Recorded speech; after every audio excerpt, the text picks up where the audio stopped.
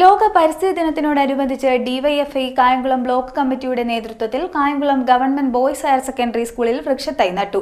DYFI മുൻ ജില്ലാ president B Abin Shah ഉദ്ഘാടനം ചെയ്തു. ലോക പരിസ്ഥിതി ദിനത്തോടനുബന്ധിച്ച് ഡിവൈഎഫ്ഐ കായംകുളം ബ്ലോക്ക് കമ്മിറ്റിയുടെ നേതൃത്വത്തിൽ Kayamkulam government boys higher secondary സ്കൂളിൽ വൃക്ഷത്തൈ നട്ടു. ഡിവൈഎഫ്ഐ മുൻ ജില്ലാ പ്രസിഡന്റ് ബി അബിൻ ഷാ ഉദ്ഘാടനം നിർവഹിച്ചു. ഇന്ന് ജൂൺ 5 ലോകമെങ്ങും പരിസ്ഥിതി ദിനമായി ഇന്ന് ആചരിക്കുകയാണ്.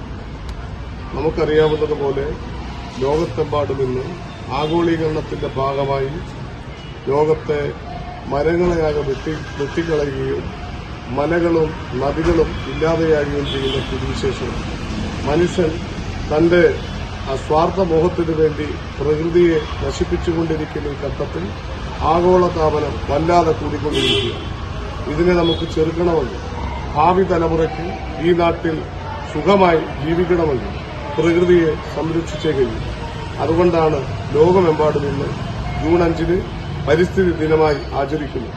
ഡിവൈഎഫ്ഐ രൂപീകരണ കാലം മുതൽ പരിസ്ഥിതി സംരക്ഷണത്തിന് കൃത്യമായ നിലപാട് സ്വീകരിക്കുന്ന സംഘടനയാണ്.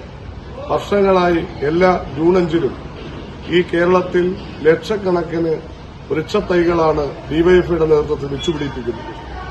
ഈ നാടിനെ സംരക്ഷിക്കുവാൻ, നമ്മുടെ കുട്ടികളുടെ ഭാവിക്കു വേണ്ടി നമ്മുടെ നദികളെയും മരങ്ങളെയും മലകളെയും സംരക്ഷിക്കുവാൻ ഡിവൈഎഫ്ഐ നടത്തുന്ന ഈ പോരാട്ടത്തിന് എല്ലാ പിന്തുണകളും പ്രഖ്യാപിച്ചുകൊണ്ട് അവരോടൊപ്പം എന്നും ഈ പൊതുസമൂഹം ഉണ്ടാകും എന്നുകൂടി അറിയിച്ചുകൊണ്ട് ഇന്നത്തെ ഈ പരിസ്ഥിതി ദിനത്തിൽ ഇവിടെ വൃക്ഷത്തൈ നട്ടുകൊണ്ട് ഈ പരിസ്ഥിതി ദിനത്തിന്റെ ബ്ലോക്ക് തല ഉദ്ഘാടനം നിർവഹിച്ചതായി അറിയിക്കുന്നു.